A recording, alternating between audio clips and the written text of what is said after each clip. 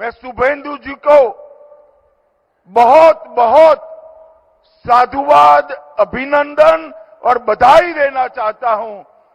इतने सालों के बाद बंगाल में बंगाल टाइगर के बेटे भारत केसरी श्यामा प्रसाद मुखर्जी की जन्म जयंती को सार्वजनिक अवकाश घोषित कर उनको सम्मान देने का काम किया है।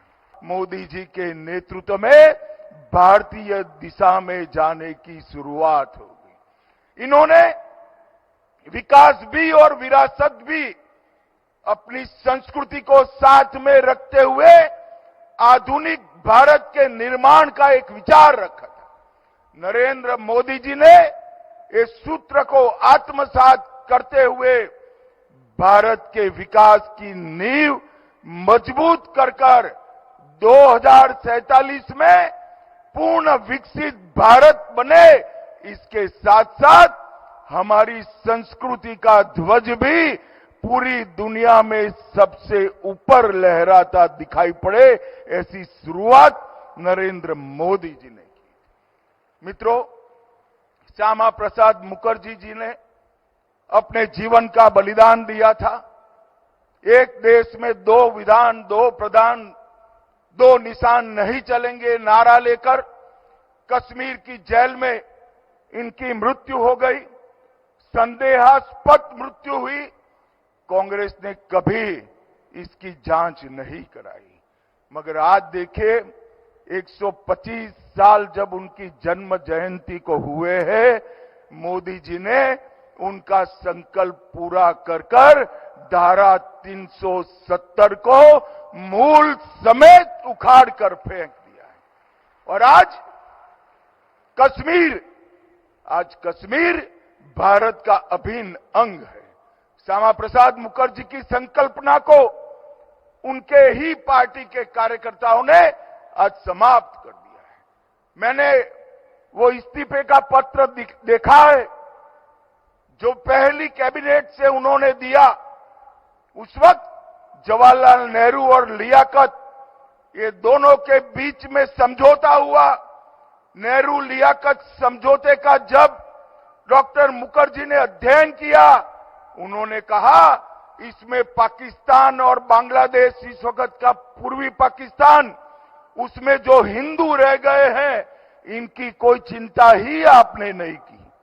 भारत में रह गए मुसलमानों की तो चिंता की, मगर पाकिस्तान और बांग्लादेश में रहते हुए हिंदू की कोई चिंता नहीं की। ये समझौता एक तरफा है, इसलिए मैं आपके मंत्रिमंडल से इस्तीफा देता हूं।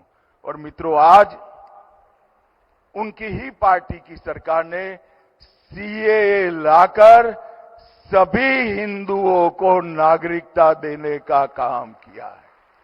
और मैं आज इस अवसर पर इस मंच से कहकर जाता हूं, शुभेंदु भाई हर रोज मुझसे उगाही कर रहे हैं, मैं उनको कहकर जाता हूं जो बची खुची कसर है नागरिकता देने की, वो भी हम जल्दी से समाप्त कर देंगे, क्योंकि यहां अब भारतीय जनता पार्टी की सरकार है। धारा 370 समाप्त हुई। हिंदुओं को, शरणार्थी हिंदुओं को नागरिकता देने का काम भी समाप्त हुआ।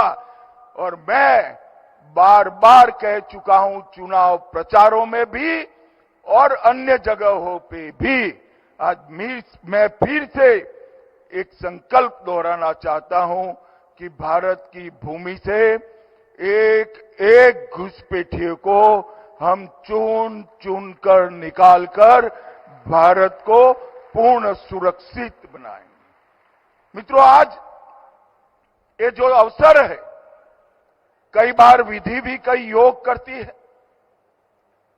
वंदे मातरम की रचना के 150 साल और श्यामा प्रसाद मुखर्जी जी के जन्म के 125वां साल, वो दोनों एक ही साल में आना, एक ही वर्ष में आना, ये विधि का बहुत बड़ा संकेत है।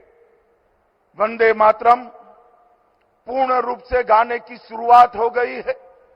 नई पीढ़ी गर्व के साथ भारत माता के सभी स्वरूपों की वंदना करेगी।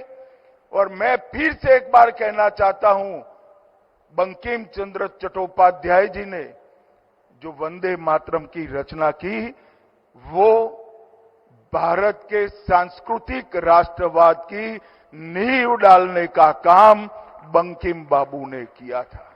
150 साल हो गए और ये दोनों का उद्गम राष्ट्रवाद, देश की सुरक्षा, इसके लिए श्यामा प्रसाद जी का संकल्पबद्ध जीवन और वंदे मातरम की रचना, दोनों जिस भूमि पर हुए हैं, वो भूमि में आज श्यामा प्रसाद मुखर्जी की उत्तुंग प्रतिमा लगाने का एक निर्णय और इसका भूमि पूजन हुआ है। मुझे लगता है इससे ज्यादा अच्छा मणिकंचन योग कहीं पर भी नहीं होता है। मित्रों, पूरा देश बंगाल की ओर बड़ी आशा के साथ देख रहा है।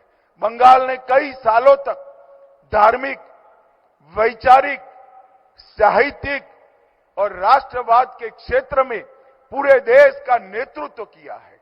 लंबे कम्युनिस्टों के शासन और तृणमूल कांग्रेस के शासन ने बंगाल की सोच को एक प्रकार से जमीन के अंदर गाड़ देने का काम किया था।